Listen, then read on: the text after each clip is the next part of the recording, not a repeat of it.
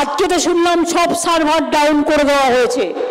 কেউ কেউ আমায় বললেন, আমি খবর নিতে বলেছি, আর তারপরে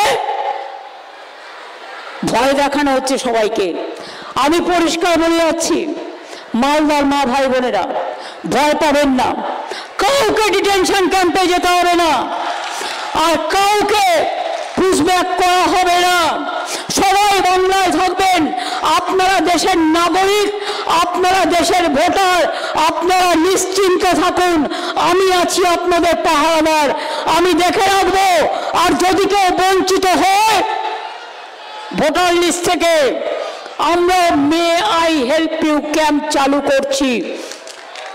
আমরা মে আই হেল্প ইউ কালকে অলরেডি আমি মিটিংয়ে ঘোষণা করেছি, আজকে সেটা বলছি যে 12 তারিখ থেকে may I help you camp হবে।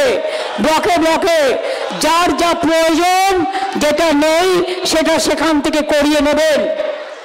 আপনার কাগজপত্র থাকলে, যদি বাই চান্স শংসাপত্র অ্যাপ্লাই করেছেন পাননি, চিন্তা করবেন না, ওখান থেকে আপনি পেয়ে যাবেন।